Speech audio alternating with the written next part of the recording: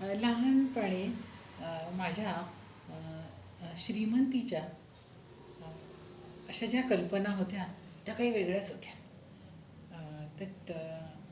त्या आता मी तुम्हाला शेअर करणार आहे. तर श्रीमंत खरं कोणाला म्हणतात की ज्यांची खूप शेती आहे, वाडे आहेत. त्याच्यानंतर त्यावेळेस फ्लॅट सिस्टीम नव्हती, तर खूप बिल्डिंग आणि चांगल्या हुद्द्यावर सर्व्हिसला पण त्यांची पण शेती की म्हणजे शेती असूनसुद्धा ते सर्व्हिस करतात असे लोक श्रीमंत.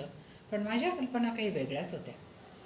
की माझ्या काय होत्या की ज्यांच्याकडे स्टँड फॅन आहेत ना ते लोक खूप श्रीमंत. त्याच्यानंतर ज्यांच्याकडे क्राऊन टी व्ही, त्यावेळेस नवीनच black and white T V होते, कलर टी व्ही नंतर निघाले. त्याच्या तर क्राऊन टी व्ही, त्याच्यानंतर तो ब्लॅक अँड व्हाईट का होईना पण ते लोक खूप श्रीमंत. आणि ते त्याला सनमायकासारखं घर, ते शटरसारखं उघडणार, लावणार उघडणार आणि तो टेबल साधा, असे लोक तर असं वाटायचं हे खूप श्रीमंत.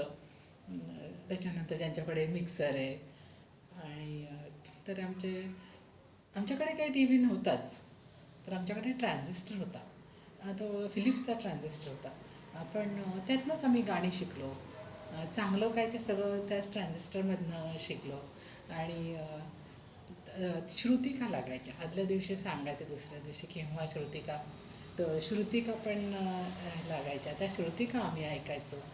तर त्याच्यानंतर आम्ही म्हणजे मूव्हीज पण बघायचो. पण त्या मूव्हीज आम्ही कोणाकडेच आमच्याकडे टी व्ही नसल्यामुळे आम्ही थिएटरला जायचो. थिएटरला जाऊन मूव्हीज बघायचो. तर थिएटरला केव्हा केव्हा मूव्हीज पण चांगल्या चांगल्या असतात त्या.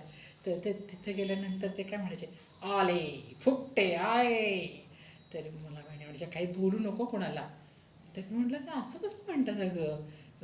तर वडिलांनी आम्हाला सांगितलं की फुकट वगैरे काही नसतं. ते सगळ्याच स्टाफला कचेरीला आपल्याला ती तिकीटं आपल्याकडे शिक्के मारायला येतात आणि तो नियम आहे आपल्याला सगळ्यांना फ्रीमध्ये.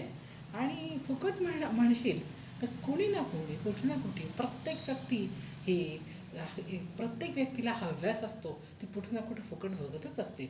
आणि हा आपला हक्कच आहे. त्यामुळं तू काय असं हे न खरंच हां धन्यवाद.